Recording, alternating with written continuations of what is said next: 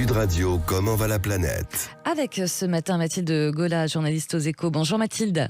Bonjour Laurence. Alors forcément, en cette presque fin d'été, bon, ça va, il nous reste encore un petit peu de temps, mais on est un petit peu déjà dans l'inventaire et on revisite un peu ces événements climatiques forcément extrêmes qui sont multipliés ces dernières semaines et un petit peu partout dans le monde.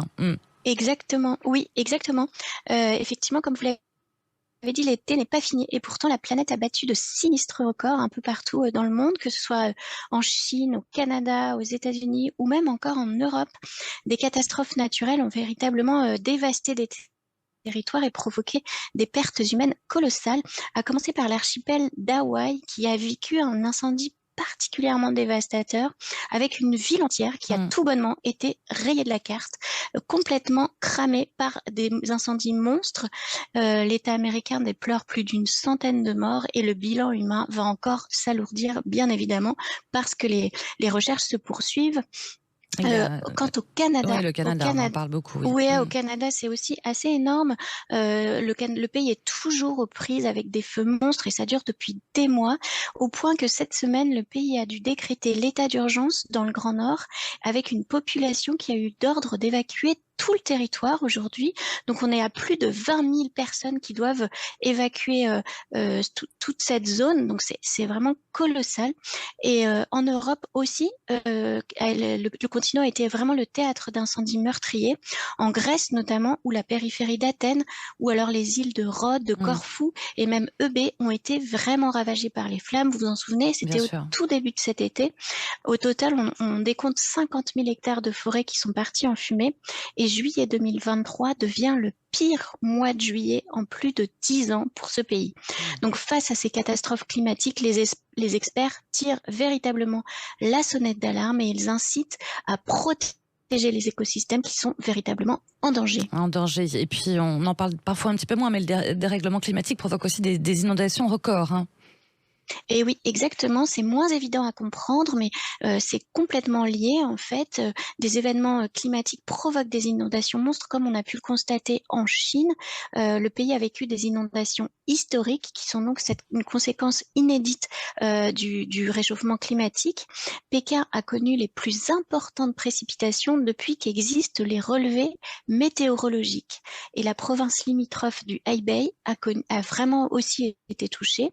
Mais des inondations ont aussi dévasté les paysages en Europe, puisque la Slovénie a vécu sa pire catastrophe naturelle entre-temps, avec des pluies torrentielles qui ont provoqué des inondations et des glissements de terrain sur les 2 tiers de la Slovénie.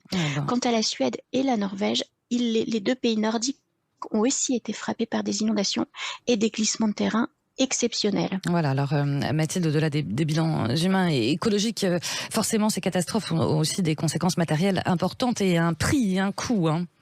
Exactement. Aujourd'hui, les dégâts sont estimés à 120 milliards de dollars, mais seulement sur le premier semestre. C'est une estimation qui a été publiée par Swiss Re, donc le deuxième réassureur mondial. Ce chiffre est en légère baisse par rapport à la même période de l'an passé, mais il a tout bonnement presque doublé en 10 ans. Ceci illustre la flambée, la fréquence de la violence des catastrophes naturelles, qui est donc une conséquence directe du dérèglement climatique actuellement à l'œuvre, qui est aussi lui-même causé par les activités humaines. C'est évidemment les affirmations des scientifiques. Ouais, sauf que ces chiffres ne tiennent pas compte de l'été apocalyptique qui frappe actuellement la planète. C'est un premier bilan, oui. C'est ça. Oui, et voilà, c'est un premier bilan qui est dressé sur le seul premier semestre de cette année. Donc évidemment, tout l'été apocalyptique qu'on a connu n'est pas encore pris en compte. Il tient seulement compte des dégâts du vaste tremblement de terre qui a frappé la Turquie et la Syrie en février dernier, qui a donc causé la mort de 58 000 personnes et engendré 40 milliards de dollars de pertes financières, ce qui en fait sur ce premier semestre l'événement le plus coûteux de l'année aujourd'hui.